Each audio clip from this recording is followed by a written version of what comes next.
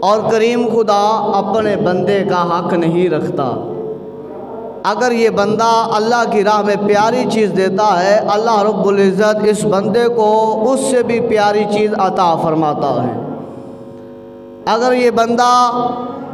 دولت کو اللہ کی راہ میں قربان کرتا ہے، اللہ رب العزت اس بندے کو اور زیادہ دولت عطا فرماتا ہے۔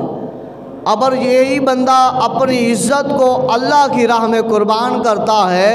تو اللہ رب العزت اس بندے کو عزت کا تاج پہنا دیتا ہے۔ وہ کیسے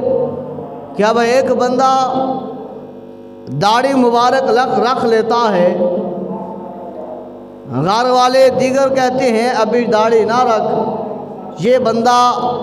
اپنی عزت کو اللہ رب العزت کے لیے قربان کر دیتا ہے، اپنے والدین، اپنے بہن بھائی، اپنے رشتہ دار، اپنے بیوی بچوں کو پیچھے رکھ کر، دوستوں کو، یاروں کو، بیلیوں کو پیچھے رکھ کر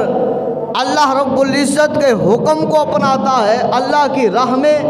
یہ جہاد گویا کہ کرتا ہے کہ وہ داڑھی مبارک سنت رسول اپنے چہرے پر سجا لیتا ہے، تو گویا لوگوں کہتے ہیں کہ اس کا مقام کم ہو جائے گا، عزت کم ہو جائے گی، بار بار اسے پکارا جائے گا کہ یہ مولوی بن گیا ہے، یہ ہو گیا ہے۔ نہیں، فرمایا تو ایسا کر، اللہ رب العزت تجھے شرفاء میں مقام عطا فرمائے گا، تو چلے گا کہیں گے یہ اللہ کے رسول کی سنت کو ادا کرتا ہوا جا رہا ہے۔ کہا جائے گا کہ یہ وہ بندہ ہے جس نے سنت رسول کی خاطر اپنے فلاں کے ساتھ رشتہ ناتا توڑ لیا، اس لیے کہ اس نے سنت رسول کو اپنا لیا ہے۔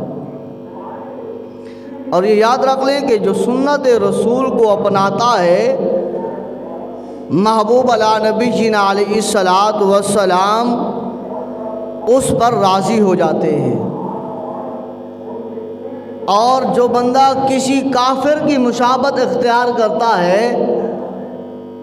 تو رسول اللہ صلی اللہ علیہ وسلم فرماتے ہیں قیامت کے دن وہ بندہ اسی جماعت سے اٹھایا جائے گا دنیا میں جس جماعت کو وہ بندہ پسند کرتا ہے۔